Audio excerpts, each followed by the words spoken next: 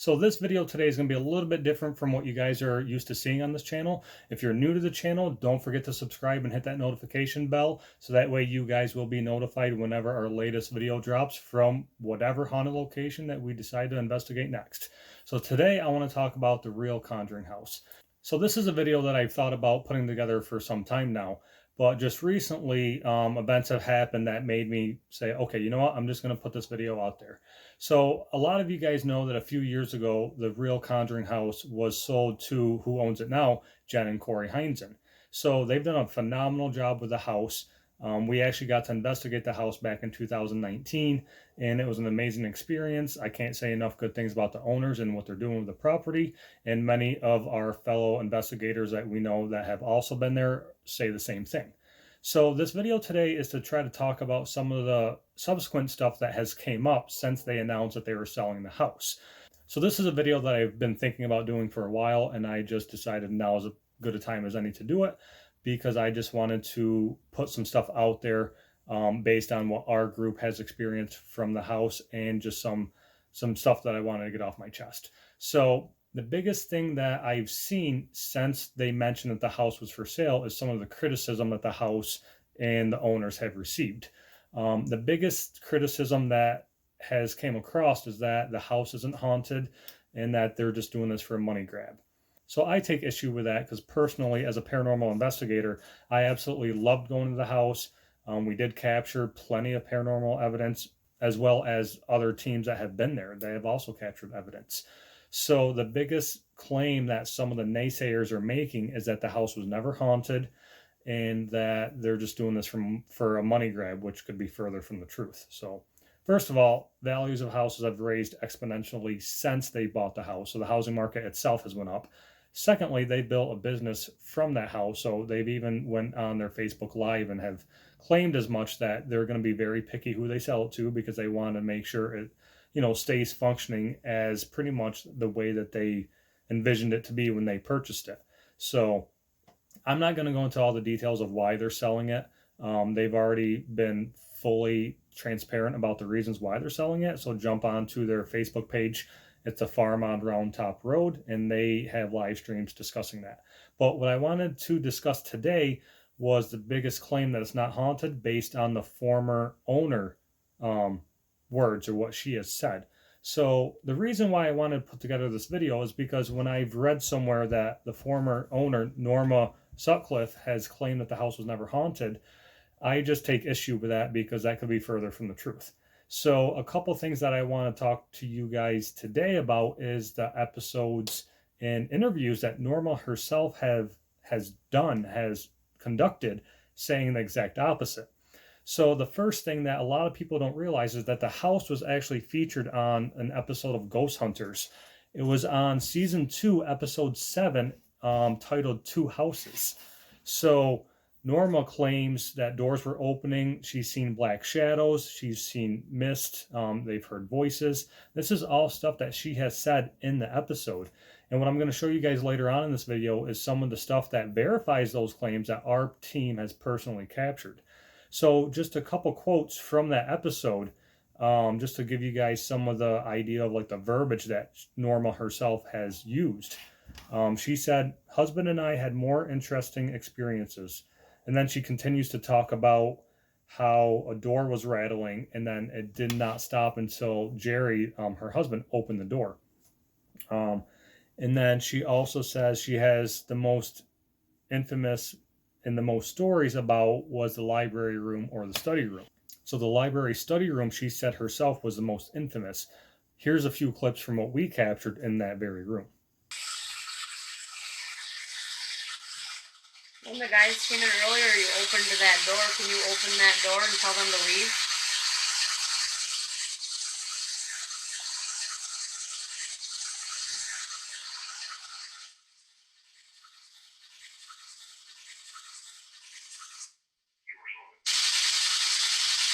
What?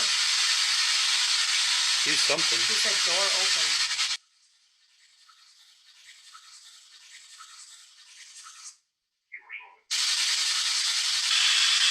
Look, I'll show you how it works, okay? Look, you get close to it. It's gonna go off. Put your camera on it because we can't hear it over this.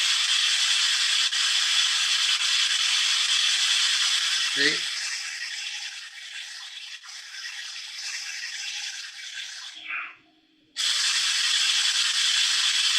Take it out.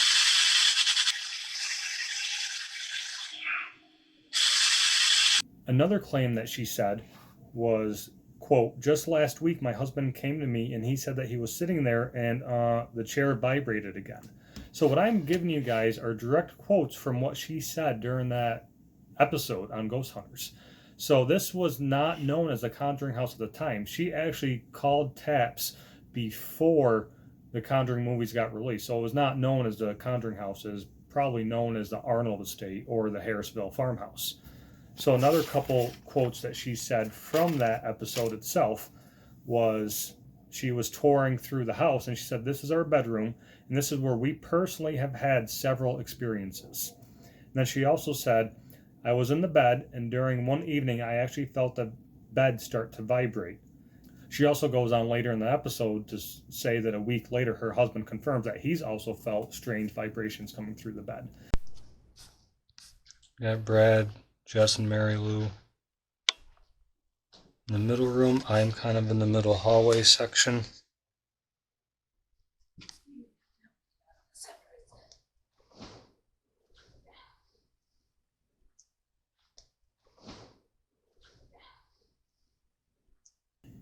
So the interview that I'm mostly going to focus on is with Andrea Perrin. So Norma actually sat down with Andrea, who was one of the daughters of the Perrin family who experienced this firsthand, who actually wrote a book about it called House of Darkness, House of Light.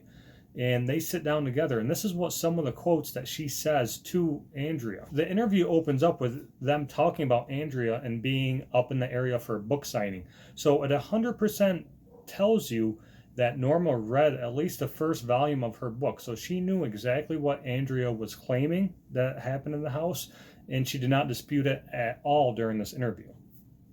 So it also opens up with Andrea saying she knows she's had experiences. This is Andrea talking with Norma agreeing with her. And she also said when she first moved in, she heard it was haunted, but knew nothing about the stories. So she heard from the get-go that the house was haunted before she even purchased it. Now later on in the interview, she also acknowledges that there's parallels between when Norma purchased the property, she put a deposit on without her husband Jerry knowing. The same thing happened with Carolyn Perrin put in a deposit without Roger knowing. So they also linked the two families together, and the coincidence that the wives of the families actually put on a deposit of the house without their husbands knowing, and they joked around about how that was just like synchronicity pretty much. So Norma goes on to say, quote, when we first moved in, little things would happen, and then she said, quote, my first impression was, oh, must be the ghost. So she is flat out saying that little things would happen when she first moved in and that it would be a ghost. So she also said tangible things would happen to others who would house sit, because they would travel quite a bit and they would hire house sitters. So not only did she admit that she experienced activity in the house, but she also admits that other people who would house sit would experience similar activity as well. So the first incident that she said that she had happened to her was that her daughter encountered hearing footsteps. She heard a door open and then she heard footsteps. Norma said she originally wrote it off as being a 15-year-old that was easily impressionable by the ghost stories and the rumors of the house being haunted. But then she said it was verified later by her cousin experiencing the same exact thing. And then another friend experienced the same thing. And then her husband experienced the same thing as far as hearing a door open and then hearing subsequent footsteps throughout the house. And then she says, quote, and I was the last to actually hear it myself. No one was in the house. So she had 4 different people, including her daughter, her husband, and a neighbor or a friend, hear the door opening with footsteps, and then her finally experiencing it herself lastly. And then she also verifies it by this quote. She also says, quote, but it wasn't until we visited Lorraine, speaking about Lorraine Warren, that she heard the tape of your father, she's talking about Roger Perrin, speaking about some of the stories, and he talks about the footsteps. So not only does she say that her and her family and friends experienced the footsteps, but then it verifies it when she talks to Lorraine, talking about how Roger said that he heard footsteps. So there's multiple people involved claiming these ghostly footsteps that they've been hearing.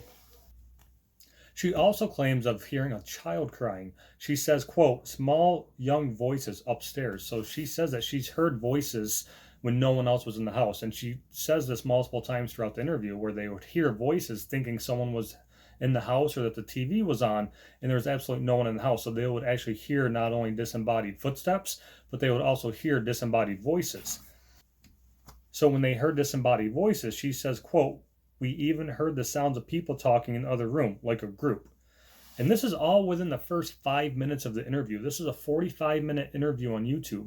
So the video can be found under Andrea Perron's YouTube channel called The Farmhouse. So if you just search under YouTube, Andrea Perron and The Farmhouse, this is going to be the first video that pops up. So Norma claims to hear footsteps, disembodied voices, but she also makes the distinction that they've never really seen anything visual as far as a like full-bodied apparition or anything like that. But she does say that the only visual incident was a blue light that shot across the bedroom. And this is actually very coincidental, because when we as a group went there, the owner Corey has also seen the same blue flashes of light, and Brad and myself also experienced that same phenomenon when we were upstairs in the middle bedroom. Check out these clips right here. We'll get like energy bursts, and what it'll be is like somebody standing over here with like the old school like camera flashes. Yeah. It'll boom, and then you'll just see like a little blue orb, you know, like, and then it'll fizzle out, and then all of a sudden it'll be over here. The hell? Did you see the blue light, Brad?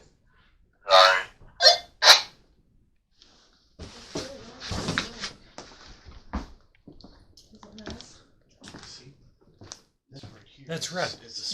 You're seeing it along that wall. Right here. Yeah, that's exactly where I'm seeing it. Straight up blue. Yeah. She also claims that although she's only seen the blue light, she said that her husband Jerry has seen a fog or a mist. And actually, when we first went to the house, that was the first thing that Corey said, is right before we arrived, he saw a big black shadow, and it kind of shook him up a little bit, because no matter how many times you've seen one on an investigation or experience it, it shakes you up a little bit. So this is actually what we captured in the seance room, where Lorraine Warren had a seance with another psychic medium, and Carolyn was actually thrown out of the seance room into the baking room. And this is described here by the owner, Corey. All right, so this is the baking room. We call it the baking room because they bake bread and stuff here. So the seance room, this is where the seance took place. When Carolyn got thrown, she landed in this room. They thought that she died, but obviously she didn't.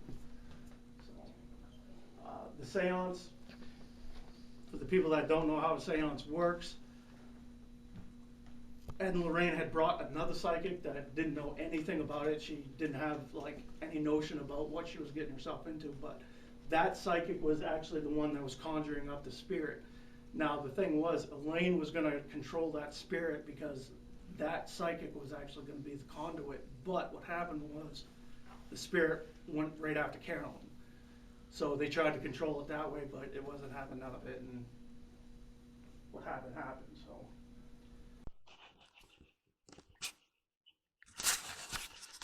And that woman come through who we heard in the library?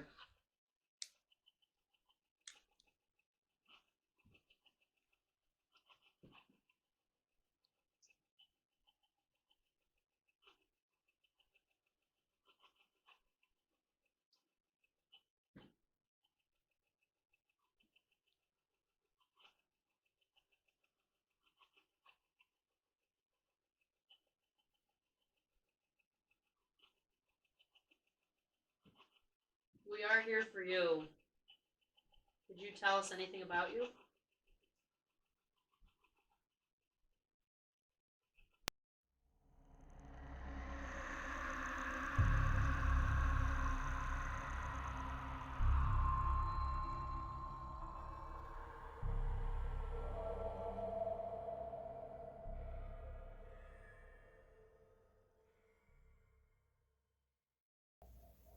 So Norma would also host cooking workshops in the house while she was owner there. So during those workshops, she had 3 different women tell her that they sensed or they saw a woman from the 50s or 60s period with a hair up in a bun. So 3 different women have said that they felt that presence, which is kind of coincidental because we actually got a woman's voice that actually sounds like it could fit in that type of category. Check this out. Do you want me to go in the library?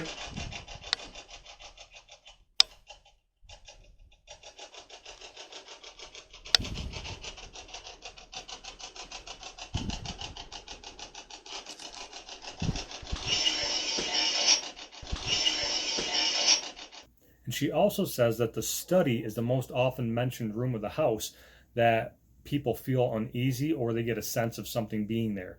And this is actually where the shadow that we captured was heading towards right before we captured that woman's voice in the spirit box. And also during that interview, Andrea talks about hopping time. If you follow Andrea's YouTube channel, you'll see that she feels like the house is much more deeper than just a haunting. She thinks it may be like some sort of portal or some sort of like vortex, which is very interesting. And actually, listen to what Corey had to say about one of his experiences here. The one thing, like with this, you'll notice you might start to get a little bit like scatterbrained here. Like your equilibrium kind of? No, like, well, yeah, your equilibrium might be off, I but think it's like, more like when I don't take my medicine at work and I just start You stuttering. can't finish your sentences. yeah, like you get foggy Yep, I know exactly what you're talking here about. and upstairs in the middle bedroom. Like, just be cognizant of that. Yeah. Because before you know it, like, you're gonna lose track of time. You'd be like, Spacey. yeah, very spacey, and like, cause I guarantee I'm on the same meds as you are, bro. But the thing is, like, I take them religiously, and Yeah. at the same time, I'm like, the hell is going on? Like, I thought I was down here for a week, and she's like, you coming home anytime soon? I've been here 3 weeks. Wow. It sounds stupid, but it's like, you just, yeah. But that's, Andrea has talked a lot about thinking this is more of a portal. And when I say portal, not like where spirits jump in and out, I'm talking like, Time and space. yeah, A vortex. time, yeah. Time vortex. It happens Yeah. a lot with our cameras. I'm sure you see Yeah. that we have cameras Yeah. set up Yeah. all over the place, but I'll go to review something and the cameras jump all over the place, forward and backwards, and there's missing time in between where on the DVR itself, I just can't bring it up. It's gone. So another claim that they try to use to debunk the hauntings of the Conjuring House is that at one point it was used as a daycare. She actually mentions this in the interview, and she says, and I quote, "The daycare I ran there, I had some of my associates make claims that they heard children or sounds of children or just sensed that they felt stuff." So she actually says she's had multiple workers that worked for her at her daycare claim that they've experienced things or sensed things there. So the main reason why I made this video is to try to debunk some of the claims that the previous owner says that the house is not haunted. That couldn't be further from the truth if you go back to the Ghost Hunters episode, which I said again, it's season 2, episode 7, titled 2 Houses.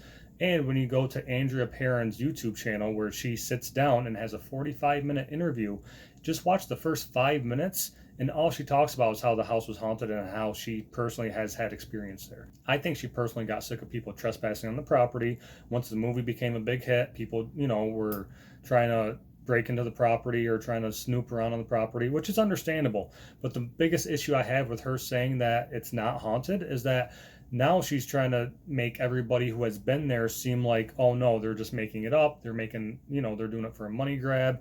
And I take issue with that because as a paranormal investigator that has been there, that has investigated there, I believe that people need to know the truth. The house is haunted. At this point going forward, if you purchase the house, you know what you're getting into. So I personally think she backpedaled when she found out how much notoriety that the house generated once The Conjuring was released. I mean, it's understandable that you want to protect your property. You may make those claims so that way people wouldn't show up and trespass and try to get a glimpse at the famous Conjuring house.